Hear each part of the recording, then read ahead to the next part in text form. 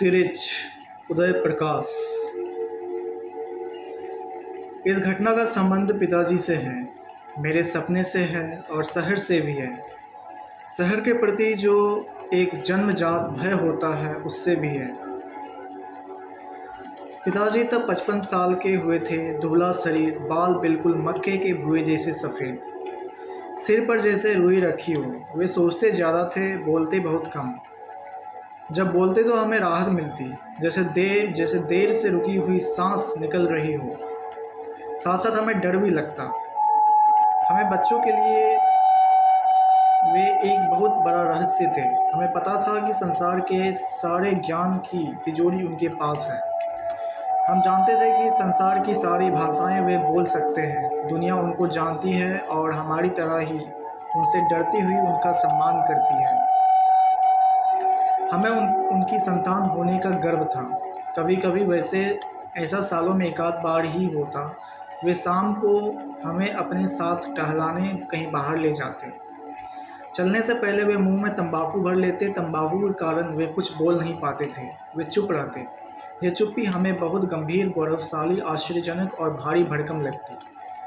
छोटी बहन कभी उनसे रास्ते में कुछ पूछना चाहती तो फ़ौरन मैं उसका जवाब देने की कोशिश करता, जिससे पिताजी को ना बोलना पड़े। वैसे यह काम काफ़ी मुश्किल और जोखिम भरा होता, क्योंकि मैं जानता था कि अगर मेरा जवाब गलत हुआ तो पिताजी को बोलना पड़ जाएगा। बोलने में उन्हें परेशानी होती थी। एक तो उन्हें तंबाकू की पीक निकालनी पड़ती थी, फिर जिस दुनिया में वे रहते थे वहाँ से निकलकर यहाँ तक आने में उन्हें एक कठिन दूरी तय करनी पड़ती थी। वैसे बहन के सवालों में कोई ख़ास बात होती नहीं थी। जैसे वह यही पूछ लेती कि सामने चियोले की सूखी टहनी पर बैठी उस चिड़िया को क्या कहते हैं। क्योंकि सारी चिड़ियों को जानता था, इसलिए बात बता सकता था कि वह नीलकंठ है और दशहरे के दिन से ज़रूर देखना चाहिए। मेरी पूरी कोशिश रहती कि पिताजी को आराम रहे और वे सोचते रहें। मेरी और माँ की दोनों की पूरी कोशिश रहती कि पिताजी अपनी दुनिया में सुख चैन से रहे, वहाँ से उन्हें जबरन बाहर ना निकाला जाए। वह दुनिया हमारे लिए बहुत रहस्यपूर्ण थी, लेकिन हमारे घर की और हमारे जीवन की बहुत सी समस्याओं का अंत पिताजी वहीं रहते हुए करते थे। जैसे जब मेरी फीस की बात आई, उस समय हमारे पास का आखिरी गिलास भी गुम गया था और सब लोग लोटे में पानी पीते थे। पिताजी 2 दिन तक बिल्कुल चुप रहे। माँ को भी शक हुआ था कि पिताजी फीस की बात बिल्कुल भूल गए हैं या फिर इसका हल उनके वश की बात नहीं है। लेकिन तीसरे दिन सुबह सुबह पिताजी ने मुझे एक पत्र लिफाफे में रखकर दिया और शहर के डॉक्टर पंत के पास भेजा। मुझे बहुत आश्चर्य हुआ जब डॉक्टर ने मुझे शरबत पिलाई, घर के भीतर ले जाकर अपने बेटे से परिचय कराया और 100 के 3 नोट मुझे दिए। हम पिताजी पर गर्व करते थे, प्यार करते थे, उनसे डरते थे और उनके होने का एहसास ऐसा था जैसे हम किसी किले में रह रहे हों।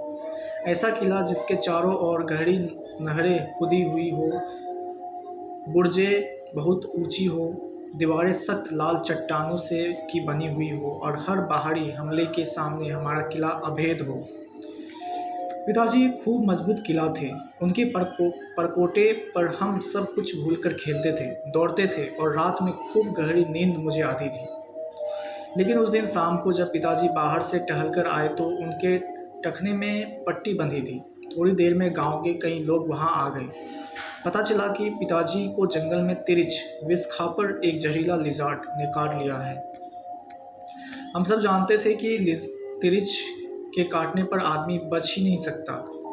रात में लालटेन की धुंधली मटेली रोशनी में गांव में बहुत से लोग हमारे आंगन में जमा हो गए थे। पिताजी उनके बीच थे, जमीन पर बैठे हुए।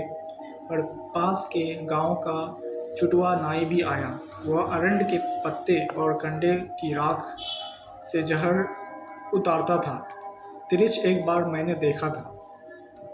तालाब के किनारे जो बड़ी बड़ी चट्टानों के ढेर थे और जो दोपहर में खूब गर्म हो जाते थे, उनमें से किसी चट्टान की दरार से निकलकर वह पानी पीने तालाब की ओर जा रहा था।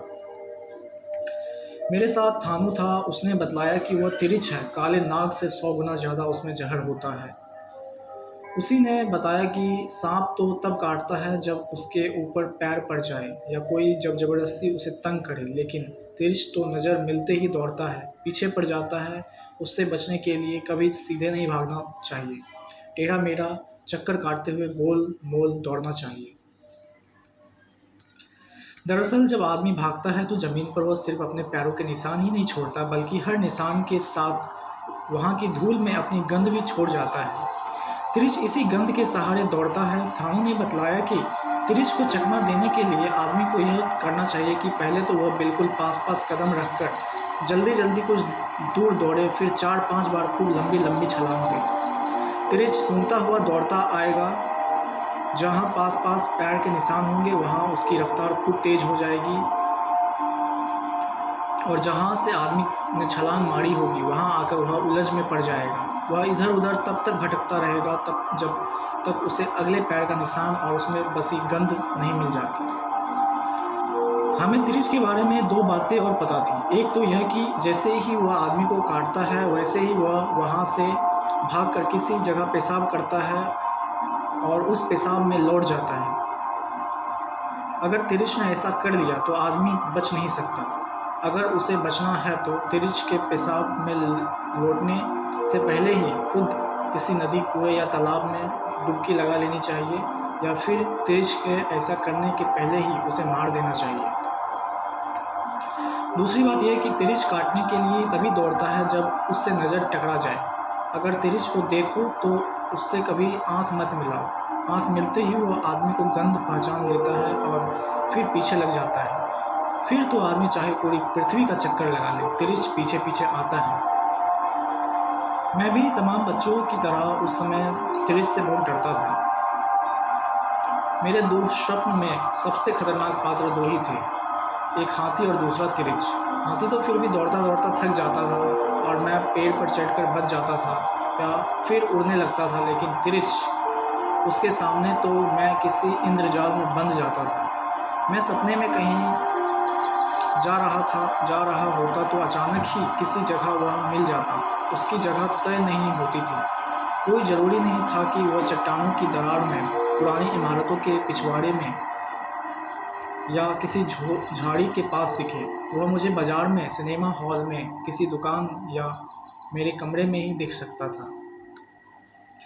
मैं सपने में कोशिश करता कि उससे नज़र ना मिलने पाए, लेकिन वह इतनी परिचित आँखों से मुझे देखता कि मैं अपने आप को रोक नहीं पाता था, और बस आँख मिलते ही उसकी नज़र बदल जाती थी। वह दौड़ता था और मैं भागता था। मैं गोल गोल चक्कर लगाता, जल्दी जल्दी पास पास डग भरकर अचानक खूब लंबी लंबी छलांगें लगाने लगता, उड़ने की कोशिश करता, किसी ऊंची जगह पर चढ़ जाता, लेकिन मेरी 1000 कोशिशों के बावजूद वह चकमा नहीं खाता था। वह मुझे बहुत घाघ, समझदार, चतुर और ख़तरनाक लगता। मुझे लगता कि वह मुझे खूब अच्छी तरह से जानता है। उसकी आंखों में मेरे लिए परिचय की जो चमक थी, उससे मुझे लगता कि वह मेरा ऐसा शत्रु है जैसे मेरे दिमाग में आने वाले हर विचार के बारे में पता है। मेरा सबसे खौफनाक, यातनादायक, भयाक्रांत और बेचैनी से भरा यही सपना था। भागते भागते मेरा पूरा शरीर थक जाता, फेफड़े फूल जाते, मैं पसीने से लथपथ होकर बेदम होने लगता, और एक बहुत ही डरावनी, शून्य कर डालने वाली मृत्यु मेरे बिल्कुल करीब आने लगती। मैं जोरों से चीखता, रोने लगता, पिताजी को, थानू को या माँ को पुकारता, और फिर मैं जान जाता कि यह सपना है। लेकिन यह पता चल जाने के बावजूद मैं अच्छी तरह से जानता कि तब तक मैं अपनी इस मृत्यु से नहीं बच सकता। मृत्यु नहीं, तिरछ द्वारा अपनी हत्या से। और ऐसे में मैं सपने में ये कोशिश करता कि किसी तरह मैं जाग जाऊं। मैं पूरी ताकत लगाता, सपने के भीतर आंखें खोलकर फाड़ता, रोशनी को देखने की कोशिश करता और ज़ोर से कुछ बोलता। कई बार बिल्कुल ऐन मौके पर मैं जागने में सफल भी हो जाता। माँ बतलाती कि मुझे सपने में बोलने और चीखने की आदत है। कई बार उन्होंने मुझे नींद में रोते हुए भी देखा था। ऐसे में उन्हें मुझे जगह डालना चाहिए, लेकिन वे मेरे माथे को सहलाकर मुझे रजाई से ढक देती थी, और मैं उसी खौफनाक दुनिया में अकेला छोड़ दिया जाता था। अपनी मृत्यु, बल्कि अपनी हत्या से बचने की कमज़ोर कोशिश में भागता दौड़ता चीखता। वैसे धीरे धीरे मैंने अनुभवों से यह जान लिया था कि आवाज़ ही ऐसे मौके पर मेरा सबसे बड़ा अस्त्र है जिससे मैं तिरिच से बच सकता था। लेकिन दुर्भाग्य से हर बार इस अस्त्र की याद मुझे बिल्कुल अंतिम समय पर आती थी, तब जब वह मुझे बिल्कुल पा लेने वाला होता। अपनी हत्या की सांसें मुझे छूने लगती। मौत के नशे से भरे एक निर्जीव लेकिन डरावने अंधेरे में मैं घिर जाता। लगता मेरे नीचे कोई ठोस आधार नहीं है, मैं हवा में हूँ। और वह पल आ जाता जब मेरे जीवन का अंत होने वाला होता। तभी बिल्कुल इसी एक बहुत सी छोटे और नाजुक पल में मुझे अपने इस अस्त्र की याद आती और मैं ज़ोर ज़ोर से बोलने लगता और इस आवाज़ के सहारे मैं सपने से बाहर निकल आता। मैं जाग जाता। कई बार माँ मुझसे पूछती भी कि मुझे क्या हो गया था। तब मेरे पास इतनी भाषा नहीं थी कि मैं उन्हें सब कुछ एक एक चीज़ उसी तरह बता पाता। अपनी इस असमर्थता के बारे में मुझे खूब पता था कि इसी वजह से मैं एक अजीब से तनाव, बेचैनी और असहाय से भर जाता। अंत में हार कर इतना ही कह पाता कि बहुत डरावना सपना था। जाने क्यों मुझे शक था कि पिताजी को उसी तिरिच ने काटा था जिसे मैं पहचानता था और जो मेरे सपने में आता था। लेकिन एक अच्छी बात यह हुई थी कि जैसे ही वह तिरिच पिताजी को काटकर भागा, पिताजी ने उसका पीछा करके उसे मार डाला था। तय था कि अगर वह फ़ौरन उसे नहीं मार पाते तो वह पेशाब करके उसमें ज़रूर लौट जाता। फिर पिताजी किसी हाल में ना बचते। यही वजह थी कि पिताजी को लेकर मुझे उनकी चिंता नहीं रह गई थी, बल्कि एक तरह की राहत और मुक्ति की खुशी मेरे भीतर धीरे धीरे पैदा हो रही थी। कारण एक तो यही कि पिताजी ने तिरिच को तुरंत मार डाला था और दूसरा यह कि मेरा सबसे खतरनाक पुराना परिचित शत्रु आखिरकार मर चुका था। उसका वध हो गया था और अब मैं अपने सपने के भीतर कहीं भी बिना किसी डर के सीटी बजाता घूम सकता था। उस रात देर तक हमारे आंगन में भीड़ रही आई। पिताजी ने झाड़ फूक चलती रही। कांटे में जख्म की चीर कर खून में बाहर निकाल कर कांटे के जख्म को चीर कर खून भी बाहर निकाला गया और कुएं में डालने वाली लाल दवा पोटासियम परमैंगनेट जख्म में भरा गया। मैं निश्चिंत था। अगली सुबह पिताजी को शहर जाना था। अदालत में पेशी थी। उनके नाम सम्मन आया था। हमारे गांव से लगभग 2 किलोमीटर दूर से निकलने वाली सड़क से शहर के लिए बसें गुजरती थी। उनकी संख्या दिन भर में मुश्किल से 2 या 3 थी। गनीमत थी कि पिताजी जैसे ही सड़क तक पहुँचे, शहर जाने वाला पास के गांव का एक ट्रैक्टर उन्हें मिल गया। ट्रैक्टर में बैठ गए लोग बैठे हुए लोग पहचान गए थे। ट्रैक्टर 2-2.5 घंटे में शहर पहुंच जाने वाला था, यानी अदालत खुलने के काफ़ी पहले। रास्ते में तिरिच वाली बात चली। पिताजी ने अपना टखना उन लोगों को दिखलाया। ट्रैक्टर में पंडित राम अवतार भी थे। उन्होंने बताया कि तिरिच के जहर की एक खासियत यह भी है कि कभी कभी यह 24 घंटे बाद ठीक उसी वक्त जिस वक्त पिछले दिन तिरिच काटता है अपना असर दिखाता है। इसलिए अभी पिताजी को निश्चिंत नहीं होना चाहिए। ट्रैक्टर के लोगों ने पिताजी का ध्यान एक और बड़ी गलती की ओर खींचा। उनका कहना था कि यह तो पिताजी ने बहुत ठीक किया कि तिरिच को फौरन मार डाला, लेकिन इसके बाद भी तिरिच को यूं ही नहीं छोड़ देना चाहिए था। उसे कम से कम जला जरूर देना चाहिए था। उन लोगों का कहना था कि बहुत से कीड़े मकोड़े और जीव जंतु रात में चंद्रमा की रोशनी में दोबारा जी उठते हैं। चांदनी में जो ओस और शीत होती है उसमें अमृत होता है। और कई बार ऐसा देखा गया है कि जिस सांप को मरा हुआ समझकर रात में यूं ही फेंक दिया जाता है, उसका शरीर चांद की शीत में भीग कर दोबारा जी उठता है और वह भाग जाता है। फिर वह हमेशा बदला लेने की ताक में रहता है। ट्रैक्टर के लोगों को शक था कि कहीं ऐसा ना हो कि रात में जी उठने के बाद तिरिच पेशाब करके उसमें लौट जाए। ऐसा हुआ तो 24 घंटे बीतते बीतते ठीक उसी घड़ी के आने पर तिरिच का जानलेवा जहर पिताजी पर चढ़ना शुरू हो जाएगा। उन लोगों ने सलाह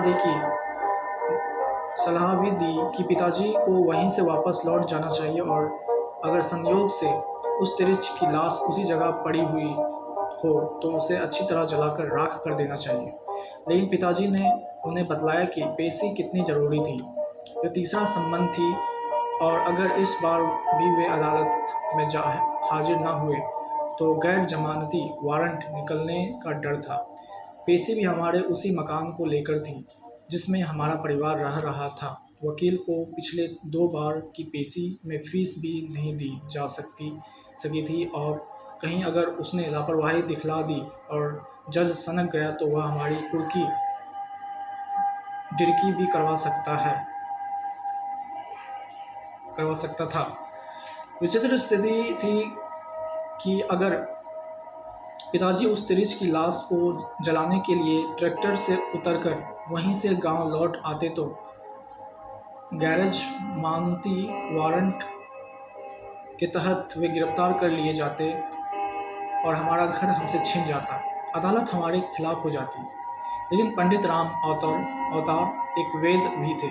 ज्योतिष पंचांग के अलावा उन्हें जड़ी बूटियों की भी बड़ी गहरी जानकारी थी। उन्होंने सुझाया कि एक तरीका ऐसा है जिससे पिताजी पेशी में हाजिर भी हो सकते हैं और तिरिच के जहर से 24 घंटे बाद बच भी सकते हैं। उन्होंने बताया कि चरक का निचोड़ इस सूत्र में है कि विष ही विष का औषधि होता है। अगर धतूरे के बीज कहीं मिल जाए तो वह तिरिच के जहर की काट तैयार कर सकते हैं।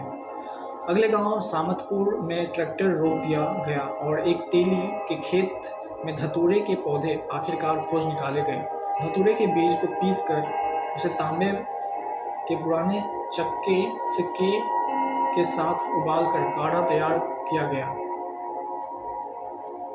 काढ़ा बहुत कड़वा था इसलिए उसे चाय में मिलाया गया और पिताजी को वह चाय पिला दी गई। इसके बाद सभी निश्चिंत हो गए। एक बहुत बड़े खतरे से पिताजी को निकालने की कोशिश हो रही थी। वैसे मुझे तिरिच के बारे में तीसरी बात भी पता थी जो पिताजी के जाने के कई घंटे बाद अचानक याद आ गई थी। ये बात सांप की उस बात से मिलती जुलती थी जिसके फलस्वरूप आगे चलकर कैमरे का आविष्कार हुआ था। माना जाता था कि अगर कोई आदमी सांप को मार रहा हो तो अपने मरने से पहले वह सांप अंतिम बार अपने हत्यारे के चेहरे को पूरी तरह से बहुत गौर से देखता है। आदमी उसकी हत्या कर रहा होता है और सांप टकटकी बांधकर उस आदमी के चेहरे की एक एक बारीकी को अपनी आँख के भीतर पर्दे में दर्ज कर रहा होता है। सांप की मृत्यु के बाद सांप की आँख के भीतरी पर्दे पर उस आदमी का चित्र स्पष्ट दर्ज हो जाता है। बाद में आदमी के जाने के बाद उस सांप का दूसरा जोड़ा जाकर उस मरे हुए सांप की आँख के भीतर झांकता है और इस तरह वह हत्यारा पहचान लिया जाता है। सारे सांप उसे पहचानने लगते हैं। फिर वह कहीं भी चला जाए उससे बदला लेने की फिराक में वे रहते हैं। हर सांप उसका शत्रु होता है। मुझे शक था कि मरे हुए तिरिच की आँख के भीतरी पर्दे पर पिताजी का चेहरा दर्ज होगा। कोई दूसरा तिरिच आकर उस लाश की आँख में से झांकेगा और पिताजी वहाँ पहचान लिए जाएंगे। मेरे भीतर इस बात को लेकर बेचैनी पैदा हुई कि पिताजी ने यह सतर्कता क्यों नहीं बरती। उन्हें तिरिच को मारने के साथ ही उसे किसी पत्थर से उसकी दोनों आँखों को कुचलकर फोड़ देना चाहिए था। लेकिन अब क्या हो सकता था। पिताजी शहर जा चुके थे और मेरे सामने उलझन और चुनौती थी कि गांव के पास फैले इतने बड़े जंगल में जिस तरह तिरिच को मारकर उन्होंने छोड़ा था वो जगह में खोज निकालूं। मैं थानों के साथ बोतल में मिट्टी का तेल, दियासलाई और डंडा लेकर जंगल में तिरिच की खोज में भटकता रहा। मैं उसे अच्छी तरह से पहचानता था, बहुत अच्छी तरह। नाथू निराश था। फिर मुझे अचानक ही लगने लगा कि इस जंगल को मैं अच्छी तरह से जानता हूँ। एक एक पेड़ मेरा परिचित निकलने लगा। इसी जगह से कई बार सपने में मैं तिरिच से बचने के लिए भागा था। मैंने गौर से इस तरफ देखा, बिल्कुल यही वह जगह थी। मैंने थानू को बताया कि एक सांकरा सा नाला इस जगह से कितनी दूर दक्षिण की तरफ बहता है। नाले के ऊपर जहाँ बड़ी बड़ी चट्टानें हैं, वहीं कीकर का एक बहुत पुराना पेड़ है जिस पर बड़े बड़े शहद के छत्ते हैं। उन्हें देखकर लगता है कि वे कई शताब्दियों पुराने हैं। मैं उस भूरे रंग की चट्टान को जानता था जो बरसात भर नाले के पानी में आधी डूबी रहती थी, और बारिश के करीब बीतने के बाद जब बाहर निकलती थी तो उसकी खोहों की कीचड़ भर जाती थी और अजीब अजीब वनस्पतियाँ वहाँ से उग आती थी। चट्टान के ऊपर हरी काई की एक परत सी जम जाती थी। इस चट्टान की सबसे ऊपर वाली दरार में तिरिच रहता था। थानू इस बात को मेरी कल्पना मान रहा था, लेकिन बहुत जल्द हमें वह नाला मिल गया, कीकर का वह बूढ़ा पेड़ भी जिस पर शहद के छत्ते थे, और वह चट्टान भी। तिरिच की लाश चट्टान से जरा हटकर जमीन पर घास के ऊपर चित पड़ी हुई थी। बिल्कुल यह वही तिरिच था। मेरे भीतर हिंसा और उत्तेजना और खुशी की एक सनसनी दौड़ रही थी। थानू ने और मैंने सूखे पत्ते और लकड़ियाँ इकट्ठी की, खूब सारा मिट्टी का तेल उसमें डाला और आग लगा दी। तिरिच उसमें जल रहा था। उसके जलने की चिरायंद गंध हवा में फैल रही थी। मेरा मन जोर से चिल्लाने को हुआ, लेकिन मैं डरा कि कहीं मैं जाग न जाऊं और यह सब कुछ सपना न साबित हो जाए। मैंने थानू की ओर देखा। वह रो रहा था। वह मेरा बहुत अच्छा दोस्त था।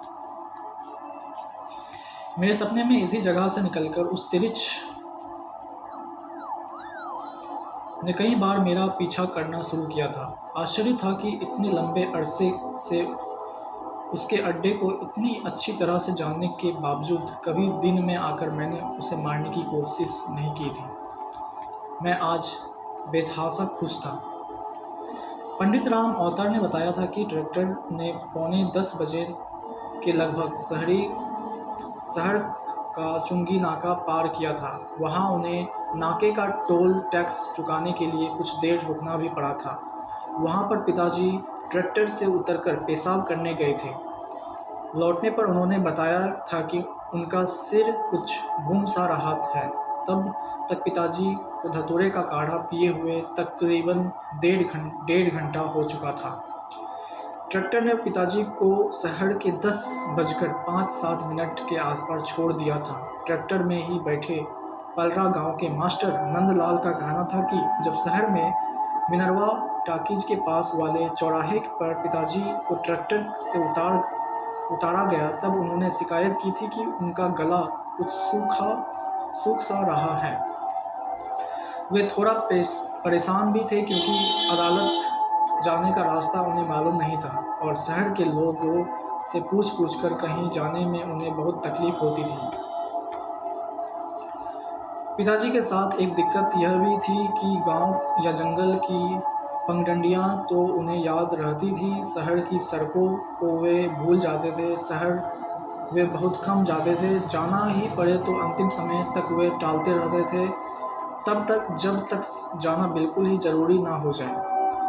कई बार तो ऐसा भी हुआ कि पिताजी सारा सामान लेकर शहर के लिए रवाना हुए और बस अड्डे से लौट आए। बहाना यह कि बस छूट गई, जबकि हम सब जानते थे कि ऐसा नहीं हुआ होगा। पिताजी ने बस को देखा होगा, फिर वे कहीं बैठ गए होंगे पेशाब करने या पान खाने। फिर उन्होंने देखा होगा कि बस छूट रही है। उन्होंने ज़रा सा और इंतज़ार किया होगा। जब बस ने रफ्तार पकड़ ली होगी तब वे कुछ दूर तक दौड़े होंगे। फिर उनके कदम धीमे पड़ गए होंगे और अफसोस और गुस्सा प्रकट करते हुए वे लौट आए होंगे। ऐसा करते हुए उन्हें स्वयं भी लगा होगा कि बस सचमुच छूट गई है। ऐसे में जबकि हम मान चुके होते कि वे शहर जा चुके हैं, वह लौटकर हमें चकित कर देते। ट्रैक्टर में मिनर्वा टॉकीज के पास वाले चौराहे पर सिंध वॉच कंपनी के ठीक सामने लगभग 10:07 पर उतरने के बाद में से लगभग लेकर शाम 6 बजे तक पिताजी के साथ शहर में जो कुछ भी हुआ उसका सिर्फ एक धुंधला सा अनुमान ही लगाया जा सकता है। ये जानकारी भी कुछ लोगों से बातचीत और पूछताछ के बाद मिली है। किसी की भी मृत्यु के बाद अगर वह मृत्यु बस बहुत आकस्मिक और अस्वाभाविक ढंग से हुई हो, ऐसी जानकारियाँ मिल ही जाती है। उस दिन बुधवार 17 मई 1972 को सुबह 10:10 से लेकर शाम 6 बजे तक लगभग पौने 8 घंटे में पिताजी कहाँ कहाँ गए, कहाँ कहाँ उनके साथ क्या क्या हुआ, इसका बहुत सही और विस्तृत ब्यौरा तो मिलना मुश्किल है। जो सूचनाएं और या जानकारी बाद में मिली उनके जरिए उन घटनाओं का सिर्फ अनुमान ही लगाया जा सकता है। जैसा कि परला गांव के मास्टर नंदलाल का कहना था कि जब पिताजी ट्रैक्टर से उतरे तभी उन्होंने गला सूखने की शिकायत की थी। इसके पहले चंगी नाका के पास जब पेशाब करके पिताजी लौटे थे तो उन्होंने सिर घूमने की बात की थी, यानी पिताजी पर धतूरे के बीज के काढ़े का असर होना शुरू हो गया था। वैसे भी शहर पहुंचने तक पिताजी को काढ़ा पिए हुए लगभग 2 घंटे हो चुके थे। मेरा अनुमान है कि उस समय पिताजी को प्यास बहुत लगी होगी। गला भिगाने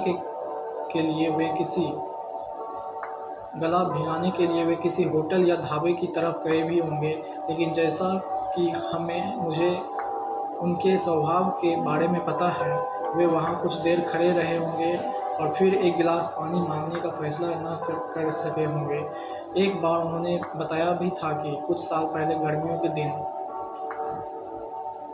में जब उन्होंने किसी होटल में पानी मांगा था तो वहाँ काम करने वाले नौकर ने उन्हें गाली दी थी। पिताजी बहुत संवेदनशील थे, इसलिए उन्होंने अपनी प्यास को दबाया होगा और वे वहाँ से चल पड़े होंगे। 10:15 से लेकर लगभग 11 बजे के बीच 45 मिनट तक पिताजी कहाँ गए इसकी कोई जानकारी कहीं से नहीं मिलती।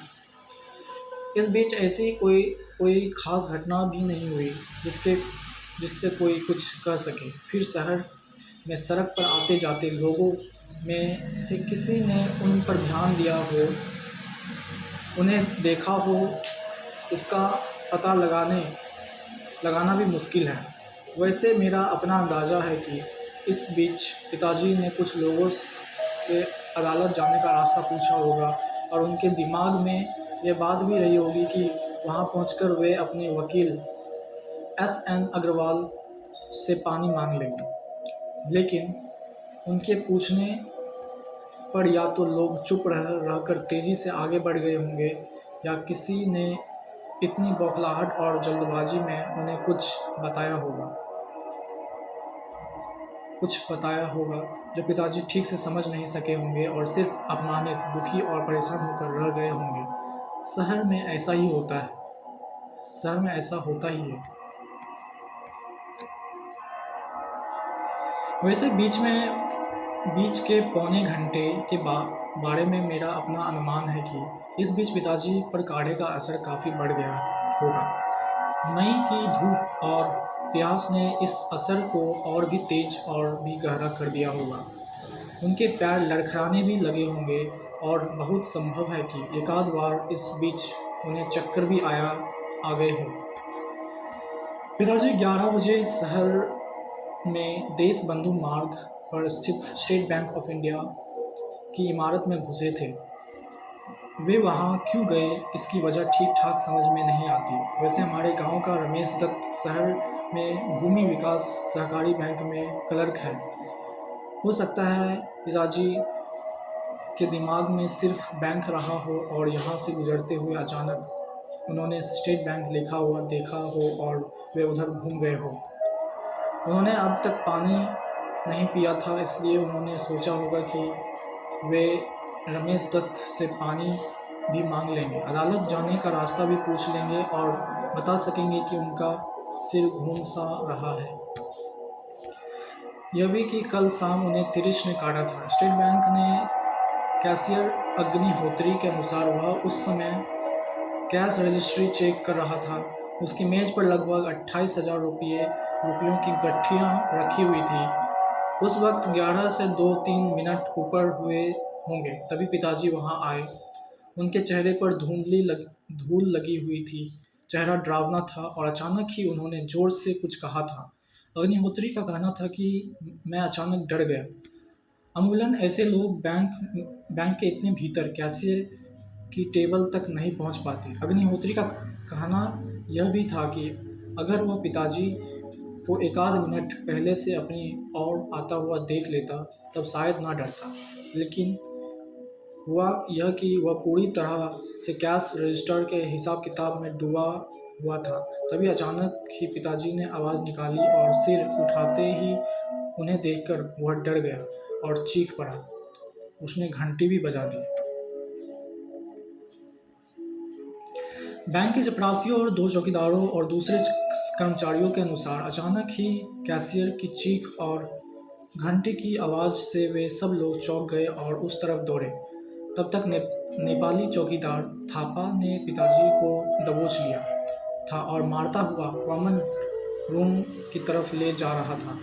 एक चपरासी रामकिशोर, जिसकी उम्र 45 के आसपास थी, ने कहा कि उसने समझा कि कोई शराबी दफ्तर में घुस आया है या पागल, और चूँकि उसकी ड्यूटी बैंक के मुख्य दरवाजे पर थी इसलिए ब्रांच मैनेजर उसे चार्जशीट कर सकता था। लेकिन हुआ यह कि जब पिताजी को मारा जा रहा था तभी उन्होंने अंग्रेजी में कुछ बोलना शुरू कर दिया। इसी वजह से चपरासियों का शक बढ़ गया। इसी बीच शायद असिस्टेंट ब्रांच मैनेजर मेहता ने यह कह दिया कि इस आदमी की अच्छी तरह से तलाशी ले लेना, तभी बाहर निकलने देना। वैसे चपरासी रामकिशोर का कहना था कि पिताजी का चेहरा अजीब तरह से डरावना हो गया था। उस पर धूल जमा हो गई थी और उल्टी के बांस आ रही थी। बैंक के चपरासियों ने पिताजी को ज़्यादा मारने पीटने की बात तो इनकार किया, लेकिन बैंक के बाहर ठीक दरवाजे के पास जो पान की दुकान है उसमें बैठने वाले बन्नू का कहना था कि जब 11:30 बजे के आसपास पिताजी बैंक से बाहर आए तो उनके कपड़े फटे हुए थे और निचला होंठ कट गया था जहाँ से खून निकल रहा था। आंखों के नीचे सूजन और कत्थई चकत्ते थे। ऐसे चकत्ते बाद में बैंगनी या नीले पड़ जाते हैं। इसके बाद यानी 11:30 बजे से लेकर 1 बजे के बीच पिताजी कहाँ गए इसके बारे में कोई जानकारी नहीं मिलती। हाँ, स्टेट बैंक के बाहर पान की दुकान लगाने वाला बन्नू ने एक बात बताई थी, हालांकि इस बारे में वह पूरी तरह स्पष्ट नहीं था। या हो सकता है कि स्टेट बैंक के कर्मचारियों से डर की वजह से वह साफ बतलाने से कतरा रहा हो। बन्नू ने बतलाया कि स्टेट बैंक से बाहर निकलने का शायद पर बहुत जोर डाल रहा था। पिताजी ने कहा था कि उनके रुपये और कागजात बैंक के चपरासियों ने छीन लिए हैं, लेकिन बन्नू का कहना था कि हो सकता है पिताजी ने कोई और बात कही हो, क्योंकि वे ठीक से बोल नहीं पा रहे थे। उनका निचला होंठ काफ़ी कट गया था, मुंह से लार भी बह रही थी और उनका दिमाग सही नहीं था। मेरा अपना अंदाज़ा है कि इस समय तक पिताजी पर काढ़े का असर बहुत ज़्यादा हो चुका था। हालांकि पंडित राम अवतार इस बात से इनकार करते हैं। उनका कहना था कि धतूरे के बीज तो होली के दिनों में भांग के साथ भी घोटे जाते हैं, लेकिन कभी ऐसा नहीं होता कि आदमी पूरी तरह से पागल हो जाए। पंडित राम अवतार का मानना है कि या तो तिरिच का जहर उस समय पिताजी के शरीर में चढ़ना शुरू हो गया था और उसका नशा उसके दिमाग तक पहुंचने लगा था, या फिर बहुत संभव है कि जब स्टेट बैंक में पिताजी को थापा चौकीदार और चपरासियों ने मारा पीटा था तब उनके सिर के पीछे की तरफ कोई चोट लग गई हो और इस धक्के से उनका दिमाग सनक गया हो। लेकिन मुझे लगता है कि उस समय तक पिताजी में थोड़ा बहुत होश था। और वे पूरी कोशिश कर रहे थे कि किसी तरह वे शहर से बाहर निकल जाए। शायद रुपये और अदालत के कागजात बैंक में छिन जाने की वजह से उन्होंने सोचा कि वह अब यहाँ रहने का कोई मतलब भी नहीं है। उन्होंने शायद एकाध बार सोचा भी होगा कि वापस स्टेट बैंक जाकर अपने कागजात तो कम से कम मांग लाएं। फिर ऐसा करने की उनकी हिम्मत नहीं पड़ी होगी। वे डर गए होंगे। उन्हें उनके जीवन में पहली बार इस तरह से मारा गया था, इसलिए वे ठीक से सोच पाने में सफल नहीं हो पा रहे होंगे। उनका शरीर बहुत दुबला था और बचपन से ही उनका एपेंडिसाइटिस की शिकायत थी। यह भी हो सकता है कि उस वक्त तक उन पर काढ़े का असर इतना ज़्यादा हो गया हो कि वे एक चीज़ पर देर तक सोच ही नहीं पा रहे हो और दिमाग में हर पल पैदा होने वाला छोटे छोटे बुलबुलों जैसे विचारों या नए नए झटकों के वश में आकर इधर से उधर चल पड़ते रहे हो। लेकिन मैं जानता हूँ, मुझे अच्छी तरह से महसूस होता है कि उनके दिमाग में घर लौट आने और शहर से बाहर निकल जाने की बात एक स्थायी बार बार कहीं अंधेरे से उभरने वाली भले ही बहुत छीन और बहुत धुंधली बात जरूर रही होगी। पिताजी लगभग 7 बजे शहर के पुलिस थाने पहुंचे थे। थाना शहर में के बाहरी छोर पर सर्किट हाउस के पास बने विजय स्तंभ के पास है। आश्चर्य यह है कि थाने में बमुश्किल 1 किलोमीटर दूर अदालत भी है। अगर पिताजी चाहते तो यहाँ से पैदल ही 10 मिनट में अदालत पहुँच सकते थे। समझ में यह नहीं आता कि पिताजी अगर यहाँ तक पहुँचे थे, क्या तब तक उनके दिमाग में अदालत जाने की बात रह भी गई थी। उनके कागजात तो रह नहीं गए थे। थाने के SHO राघवेंद्र प्रताप सिंह ने कहा कि उस वक्त 1:15 हुए थे। वे घर से लाए गए टिफ़िन को खोलकर लंच लाने की तैयारी कर रहे थे। आज टिफ़िन में पराठों के साथ करेले रखे हुए थे। करेले वे खा नहीं पाते और इसी उलझन में थे कि अब क्या करें। तभी पिताजी वहाँ आए थे। उनके शरीर पर कमीज नहीं थी, पैंट फटी हुई थी। लगता था कि वे कहीं गिरे होंगे या किसी वाहन ने उन्हें टक्कर मारी होगी। थाने में उस वक्त एक सिपाही गजाधर प्रसाद शर्मा मौजूद था। सिपाही का कहना था कि उसने सोचा कि शायद कोई भिखमंगा थाने में घुस आया है। उसने आवाज़ भी दी, लेकिन पिताजी तब तक SHO राघवेंद्र प्रताप सिंह की टेबल तक पहुंच चुके थे। SHO ने कहा कि करेलों की वजह से वैसे भी उनका मूड ऑफ था। 13 साल की विवाहित जीवन के बावजूद पत्नी यह तक नहीं जान पाई थी कि उन्हें कौन सी चीज़ बिल्कुल नापसंद है। इतनी नापसंद कि वे उन चीज़ों से घृणा करते हैं। उन्होंने जैसे ही निवाला मुंह में रखा, पिताजी बिल्कुल उनके करीब पहुंच गए। पिताजी के चेहरे और कंधों के नीचे उल्टी लगी हुई थी और उसकी बहुत तेज़ गंध उठ रही थी। SHO ने पूछा क्या बात है। तो जवाब में पिताजी ने जो कुछ कहा उसे समझाना बहुत मुश्किल था। SHO राघवेंद्र सिंह बाद में पछता रहे थे कि अगर उन्हें मालूम होता कि यह आदमी बकेली ग्राम का प्रधान और भूतपूर्व अध्यापक है तो वे उसे थाने में ही कम से कम 2-4 घंटे बिठा लेते, बाहर न जाने देते। लेकिन उस समय उन्हें लगा कि यह कोई पागल है और उन्हें खाते हुए देखकर यहाँ तक घुस आया है। इसलिए उन्होंने सिपाही गजाधर शर्मा को गुस्से में आवाज़ दी। सिपाही पिताजी को घसीटता हुआ बाहर ले गया। गजाधर शर्मा का कहना था कि उसने पिताजी के साथ कोई मारपीट नहीं की और उसने देखा था कि जब वे थाने आए थे तब उनका निचला होंठ कटा था। ठुड्डी पर कहीं रगड़ा खाकर गिरने से खरोच के निशान थे और उंगलियां छिली हुई थी। वे कहीं न कहीं गिरे जरूर थे। यह कोई नहीं जानता कि थाने से निकलकर लगभग 1.5 घंटे पिताजी कहाँ कहाँ भटकते रहे। सुबह 10:07 पर जब वे शहर आए थे और मिनरवा टॉकीज के पास वाले चौराहे पर ट्रैक्टर से उतरे थे, तब से लेकर अब तक उन्होंने कहीं पानी पिया था या नहीं, इसे जानना मुश्किल है। इसकी संभावना भी कम ही बनती है। हो सकता है तब तक उनका दिमाग इस काबिल ना रह गया हो कि वे प्यास को भी याद रख सकें। लेकिन अगर वे पुलिस थाने तक पहुँचे तो उनके मस्तिष्क में नशे के बावजूद कहीं बहुत कमज़ोर सा अंधेरे में डूबा यह ख्याल रहा होगा कि वे किसी तरह अपने गांव जाने का रास्ता वहां पूछ ले, या उस ट्रैक्टर का पता पूछे, या फिर अपने रुपये और अदालती कागजात छिन जाने की रिपोर्ट वहां लिखा दे।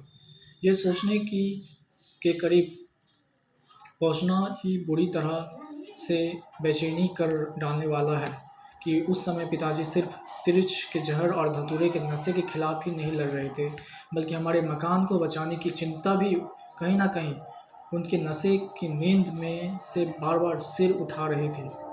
शायद उन्हें अब तक यह लगने लगा हो कि यह सब कुछ जो हो रहा है सिर्फ एक सपना है। पिताजी इससे जागने और बाहर निकलने की कोशिश भी करते रहे होंगे।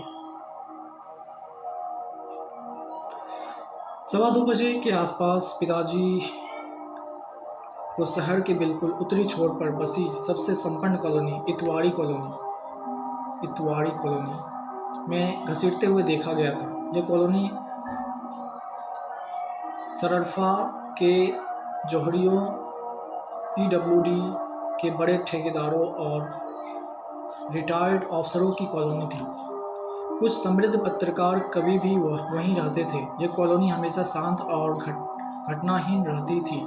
जिन लोगों ने यहाँ पिताजी को देखा था उन्होंने बताया कि उस वक्त तक उनके शरीर में सिर्फ एक पट्टेदार जंघिया बचा था जिसका नारा शायद टूट गया था, और वे उसे अपने बाएं हाथ में बार बार संभाल रहे थे। जिसने भी उन्हें वहाँ देखा उसने यही समझा कि कोई पागल है। कुछ ने कहा कि वे बीच बीच में खड़े होकर ज़ोर ज़ोर से गालियाँ बकने लगते थे। बाद में उसी कॉलोनी में रहने वाले एक रिटायर्ड तहसीलदार सोनी साहब और शहर के सबसे बड़े अखबार के विशेष संवाददाता और कवि सत्येंद्र थपलियाल ने बताया कि उन्होंने पिताजी के बोलने को ठीक से सुना था, और दरअसल वे गालियाँ नहीं बक रहे थे बल्कि बार बार कह रहे थे, मैं Ram Swarth Prasad, ex school headmaster and village headmaster ग्राम बकेली। कवि पत्रकार थपलियाल साहब ने दुख जाहिर किया। दरअसल उसी समय वे अमेरिकी दूतावास की किसी खास पार्टी में संगीत सुनने दिल्ली जा रहे थे, इसलिए जल्दीबाजी में वे चले गए। हाँ, तहसीलदार सोनी साहब का कहना था कि मुझे उस आदमी पर बहुत तरस आया और मैंने लड़कों को डांटा भी, लेकिन 2-3 लड़कों ने कहा कि यह आदमी राम रतन सराफ की बीवी और साली पर हमला करने वाला था। तहसीलदार ने कहा कि ऐसा सुनने के बाद उन्हें भी लगा कि वह हो सकता है यह कोई बदमाश हो और नाटक कर रहा हो। लड़के उन्हें तंग करने में लगे थे और पिताजी बीच बीच में ज़ोर ज़ोर से बोलते थे, मैं Ram Swarth Prasad, ex school headmaster. अगर हिसाब लगाया जाए तो मिनरवा टॉकीज के पास पहला चौराहा, जहां पिताजी ट्रैक्टर से सुबह 10:07 पर उतरे थे, वहां से लेकर देशबंधु मार्ग तक स्टेट बैंक, फिर विजय स्तंभ के पास जा थाना और शहर के बाहरी उत्तरी छोर पर बसी इतवारी कॉलोनी को मिलाकर वे अब तक लगभग 30-32 किलोमीटर की दूरी तक भटक चुके थे। ये जगह ऐसी है जो एक ही दिशा में नहीं है। इसका मतलब यह हुआ कि पिताजी की दिमागी हालत यह थी कि उन्हें ठीक ठाक कुछ सूझ नहीं रहा था और वे अचानक ही किसी भी तरफ चल पड़ते थे। जहाँ तक सराफ की पत्नी और साली पर उसने हमला करने की बात है, जिसे थपलियाल साहब सच मानते हैं। मेरा अपना अनुमान है कि पिताजी उनके पास या तो अपनी पानी मांगने गए होंगे या बकेली जाने वाली सड़क के बारे में पूछें। उस एक पल के लिए पिताजी को होश जरूर रहा होगा, लेकिन इस हुलिये के आदमी को अपने इतना करीब देखकर वे औरतें डरकर चीखने लगी होंगी। वैसे पिताजी की दाहिनी आंख के ऊपर भौं पर जो चोट लगी थी और जिसका खून रिसकर उनकी आंखों पर आने लगा था, वह चोट उनको इतवारी कॉलोनी में ही लगी थी, क्योंकि बाद में लोगों ने बताया कि लड़के उन्हें बीच बीच में ढेले मार रहे थे। वह जगह इतवारी कॉलोनी से बहुत दूर नहीं थी। वह जगह इतवारी कॉलोनी से बहुत दूर नहीं है जिस जगह पिताजी को सबसे ज़्यादा चोट लगी। नेशनल रेस्टोरेंट नाम के एक सस्ते से ढाबे के सामने की खाली जगह पर पिताजी घिर गए थे। इतवारी कॉलोनी के लड़कों का जो झुंड उनके पीछे पड़ गया था, उसमें कुछ बड़ी उम्र के लड़के भी शामिल हो गए थे। नेशनल रेस्टोरेंट के काम करने वाले नौकर सत्य का कहना था कि पिताजी ने गलती यह की थी कि एक बार उन्होंने गुस्से में आकर भीड़ पर ढेले मारने शुरू कर दिए थे। शायद उन्हीं का एक बड़ा सा ढेला 7-8 साल के लड़के विकी अग्रवाल को लग गया था, जिसे बाद में कई टाके लगे थे। सत्य का कहना था कि इसके बाद झुंड ज़्यादा खतरनाक हो गया था। वे हल्ला मचा रहे थे और चारों तरफ से पिताजी पर पत्थर मार रहे थे। ढाबे के मालिक सरदार सतनाम सिंह ने बताया कि उस वक्त पिताजी के जिस्म पर सिर्फ पट्टे वाली एक चड्डी थी। दुबले शरीर की हड्डियां और छाती में सफ़ेद बाल दिख रहे थे। पेट पिचका हुआ था। वे धूल और मिट्टी में लिथरे हुए थे। सिर के सफ़ेद बाल बिखर गए थे। दाहिनी आंख के ऊपर से और निचले होंठ से खून बह रहा था। सतनाम सिंह ने दुख और पछतावे के साथ कहा, मेरे को क्या मालूम था कि यह आदमी सीधा साधा इज्जतदार साख रसूख का इंसान है और नसीब से फेर में इसकी यह हालत हो गई है। वैसे ढाबे में कप प्लेट धोने वाले नौकर हरी का कहना था कि बीच बीच में पिताजी भीड़ के अंड-बंड गालियां दे देकर ढेले मारने लगते थे। आओ ससुरो आओ, एक एक को मार डालूंगा, dash dash dash dash dash, तुम्हारी माँ की। लेकिन मुझे संदेह है कि पिताजी ने ऐसी कोई गाली दी होगी। हमने कभी भी उन्हें गाली देते नहीं सुना था। मैं पूरे विश्वास के साथ कह सकता हूँ, क्योंकि पिताजी को मैं बहुत अच्छी तरह से जानता हूँ कि इस समय तक उन्हें कई बार लगा होगा कि उनके साथ जो कुछ हो रहा है वो वास्तविकता नहीं है, एक सपना है। पिताजी को ये सारी घटनाएं उल जलूल, उठपलांग और बेमतलब लगी होगी। वे इस सब पर अविश्वास करने लगे होंगे। उन्होंने सोचा होगा कि यह सब क्या बकवास है, वे तो गांव से शहर आए ही नहीं है, उन्हें किसी तिरिश ने नहीं काटा है, बल्कि तिरिश तो होता ही नहीं है, एक मनगढ़ंत और अंधविश्वास है। धतूरे का काढ़ा पीने की बात तो हास्यास्पद है, वह भी एक तेली के खेत में उसका पौधा खोजकर। उन्होंने सोचा होगा और पाया होगा कि भला उन पर कोई मुकदमा क्यों चलेगा, उन्हें अदालत जाने की क्या ज़रूरत है। मैं जानता हूँ कि सुरंग जैसा लंबा, सम्मोहक लेकिन डरावना सपना जैसा मुझे आता था, पिताजी को भी आता रहा होगा। मेरी और उनकी बहुत सी बातें बिल्कुल मिलती जुलती थी। मुझे लगता है कि इस समय तक पिताजी पूरी तरह से मान चुके होंगे कि यह जो कुछ हो रहा है सब झूठ और अवास्तविक है। इसलिए वे बार बार उस सपने से जागने की कोशिश भी करते रहे होंगे।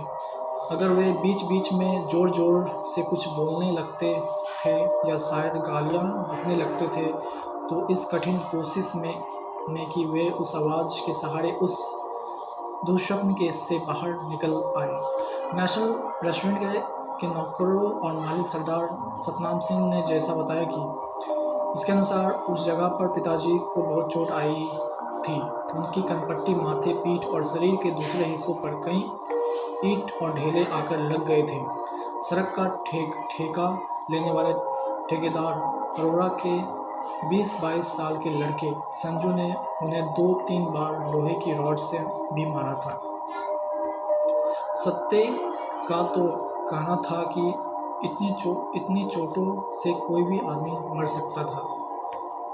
मुझे ये सोचकर एक अजीब सी राहत मिलती है कि मेरी फंसती हुई सांसें फिर से ठीक हो जाती है कि उस समय पिताजी को कोई दर्द महसूस नहीं होता रहा होगा, क्योंकि वे अच्छी तरह से पूरी तार्किकता और गहराई के साथ विश्वास करने लग गए होंगे कि यह सब सपना है और जैसे ही वे जागेंगे सब ठीक हो जाएगा।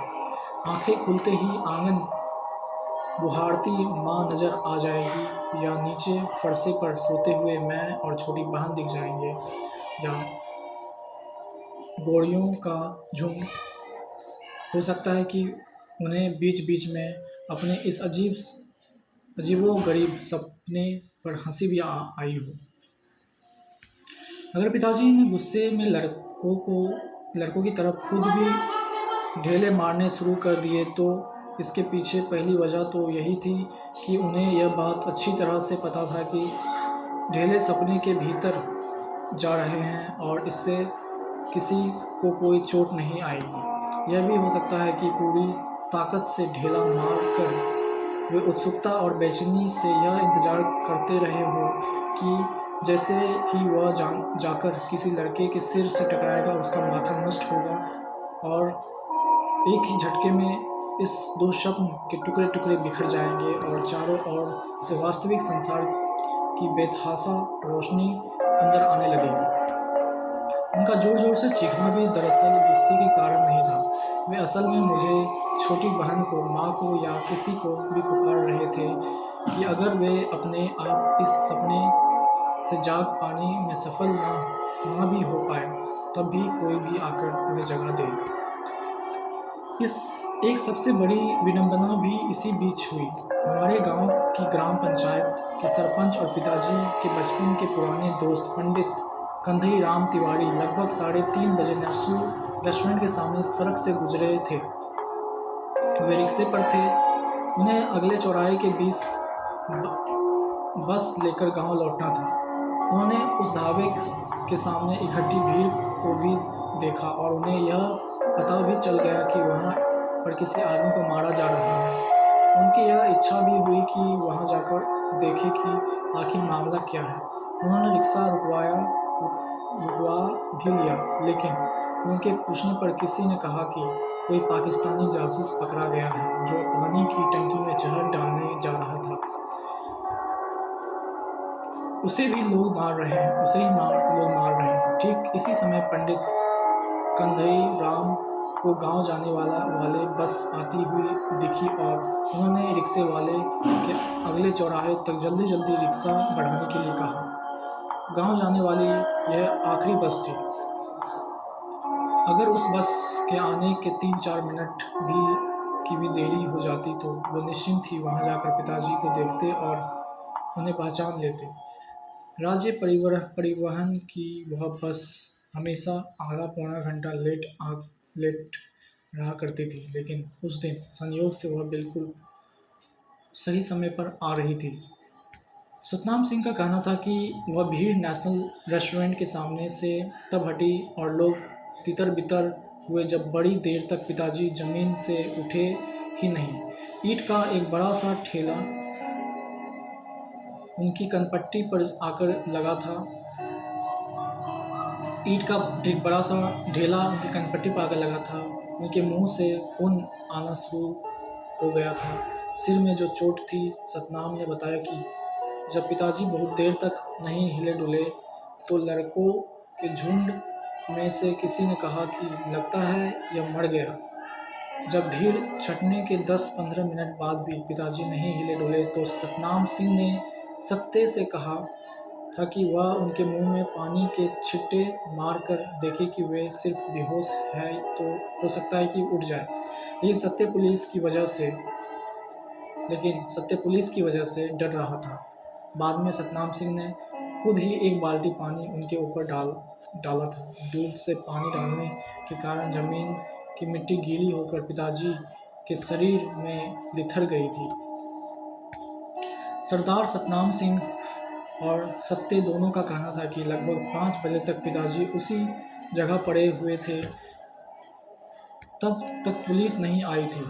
फिर सतनाम सिंह ने सोचा कि कहीं उसे पंचनामा और गवाही वगैरह में ना फंसना पड़ जाए, इसलिए उसने धावा बंद कर दिया था और डिलाइट टॉकीज में ऑन मिलो सजन फिल्म देखने चला गया था।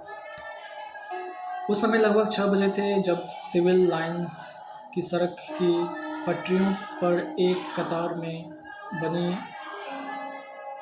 मोचियों की दुकानों में से एक मोची गणेशवा की गुमठी में पिताजी ने अपना सिर घुसेरा। उस समय तक उनके शरीर पर चड्डी भी नहीं रह गई थी। वे घुटनों के बल किसी चौपाए की तरह रेंग रहे थे। शरीर पर कालिक और कीचड़ लगी हुई थी और जगह जगह चोटें थी। गणेश्वर हमारे गांव के तालाब के पार वाले टोले का मोची है। उसने बताया कि मैं बहुत डर गया और मास्टर साहब को पहचान नहीं पाया। उनका चेहरा डरावना हो गया था और चिन्हाई में नहीं आता था। मैं डर कर गुमटी से बाहर निकल आया और शोर मचाने लगा। दूसरी मोचियों के अलावा वहाँ कुछ और लोग भी इकट्ठा हो गए थे। लोगों ने जब गणेशवा की गुमटी के भीतर जाकर झांका तो गुमटी के अंदर उसके सबसे अंतरे कोने में टूटे फूटे जूतों, चमड़ों और टुकड़ों, रबर और चित्रों के बीच पिताजी दुबके हुए थे। उनकी सांसें थोड़ी बहुत चल रही थी। उन्हें वहाँ से खींचकर बाहर पटरी पर निकाला गया। तभी गणेशवा ने उन्हें पहचान लिया। गणेशवा का कहना था कि उसने पिताजी के कान में कुछ आवाज़ें भी लगाई, लेकिन वे कुछ बोल नहीं पा रहे थे। बहुत देर बाद उन्होंने राम स्वारथ प्रसाद और बकेली जैसा कुछ कहा था, फिर चुप हो गए थे। पिताजी की मृत्यु 6:15 बजे के आसपास हुई थी। तारीख थी 17 मई 1972। 24 घंटे पहले लगभग इसी वक्त उन्हें जंगल में तिरछ ने काटा था। 24 घंटे पहले क्या पिताजी इन घटनाओं और इस मृत्यु का अनुभव कर सकते थे? पिताजी का शव शहर के मुर्दाघर में पुलिस ने रखवा दिया था। पोस्टमार्टम में पता चला था कि उनकी हड्डियों में कई जगह फ्रैक्चर था। दाई आंख पूरी तरह फूट चुकी थी। कॉलर बोन टूटा हुआ था। उनकी मृत्यु मानसिक सदमे और अधिक रक्तस्राव के कारण हुई थी। रिपोर्ट के अनुसार उनका आमाशय खाली था, पेट में कुछ नहीं था। इसका मतलब यही हुआ कि धतूरे के बीज का काढ़ा उल्टियों द्वारा पहले ही निकल चुका था। हालांकि थानू कहता है कि अब तो यह तय हो गया कि तिरछ के जहर से कोई नहीं बच सकता। ठीक 24 घंटे बाद उसने अपना करिश्मा दिखाया और पिताजी की मृत्यु। पंडित राम अवतार भी यही कहते हैं। हो सकता है कि पंडित राम अवतार इसलिए ऐसा कहते हो वे खुद को विश्वास दिलाना चाहते हो कि धतूरे के काढ़े पर का पिताजी की मृत्यु से कोई संबंध नहीं था। मैं सोचता हूँ, अंदाज़ा लगाने की कोशिश करता हूँ कि शायद अंत में जब गणेशवा ने अपनी गुमटी से बाहर पिताजी के कान में आवाज़ दी होगी तो पिताजी सपने में जाग गए होंगे। उन्होंने मुझे, माँ को और छोटी बहन को देखा होगा। फिर वे दातून लेकर नदी की तरफ चले गए होंगे। नदी के ठंडे पानी में से उन्होंने अपना चेहरा धोया होगा, कुल्ला किया होगा और इस लंबे दुःस्वप्न को वे भूल गए होंगे। उन्होंने अदालत जाने के बारे में सोचा होगा। हम लोगों ने मकाम की चिंता हम लोगों के मकाम की चिंता ने उन्हें परेशान किया होगा। लेकिन मैं अपने सपने के बारे में बताना चाहता हूँ जो मुझे अक्सर आता है। वह यूँ है कि मैं खेतों की मेर गांव की पगडंडी से होता हुआ जंगल पहुंच गया हूँ। मैं रक्सा नाला कीकर के पेड़ को देखता हूँ। वो भारी चट्टान वहाँ उसी जगह है जो सारी बारिश नाले में के पानी में डूबी रहती है। मैं देखता हूँ कि तिरिच की लाश उसके ऊपर पड़ी हुई है। मुझे एक बेतहाशा खुशी अपने घेरे में ले लेती है। आखिर वह मारा गया। मैं पत्थर लेकर तिरिच को कुचलने लगता हूँ, जोर जोर से उसे मारता हूँ। मेरे पास थानू मिट्टी का तेल और माचिस लिए खड़ा है। तभी अचानक ही मैं पाता हूँ कि मैं उस चट्टान पर नहीं हूँ। थानू भी वहाँ नहीं है, वहाँ कोई जंगल नहीं है, बल्कि मैं दरअसल शहर में हूँ। मेरे कपड़े बहुत ही मैले, फटे और चिथड़ों जैसे हो गए हैं। मेरे गालों की हड्डियाँ निकली है, बाल बिखरे हैं। मुझे प्यास लगी है और मैं बोलने की कोशिश करता हूँ। शायद मैं बकेली अपने घर जाने का रास्ता पूछता हूँ और तभी अचानक चारों ओर शोर उठता है। घंटियाँ बजने लगती है, हजारों हजारों घंटियाँ। मैं भागता हूँ। मेरा पूरा शरीर बेदम होने लगता है, फेफड़े फूल जाते हैं। मैं पास पास कदम रखकर अचानक लंबी लंबी छलांगें लगाता हूँ, उड़ने की कोशिश करता हूँ, लेकिन भीड़ लगता है मेरे पास पहुँचने वाली होती है। एक अजीब सी गर्म और भारी हवा मुझे शून्य कर देती है। अपनी हत्या की सांसें मुझे छूने लगती है और आखिरकार वह पल आ जाता है जब मेरे जीवन का अंतिम अंत होने वाला होता है। मैं रोता हूँ, भागने की कोशिश करता हूँ। मेरा पूरा शरीर नींद में ही पसीने में डूब जाता है। मैं ज़ोर ज़ोर से बोलकर जागने की कोशिश करता हूँ। मैं विश्वास रखना चाहता हूँ कि यह सब सपना है और अभी आँख खोलते ही सब ठीक हो जाएगा। मैं सपने के भीतर अपनी आँखें फाड़ कर देखता हूँ दूर तक, लेकिन वह पल आखिर आ ही जाता है।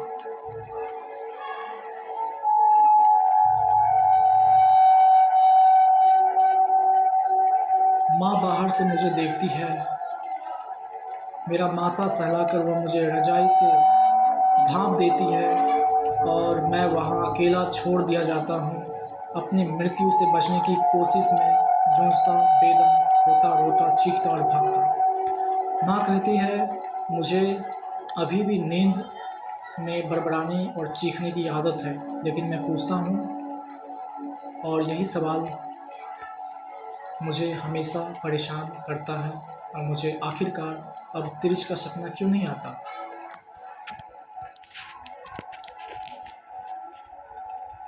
सीता, मम्मी जी को भी सुना देना ये कहानी। Tirich by Uday Prakash. Okay Sita, bye.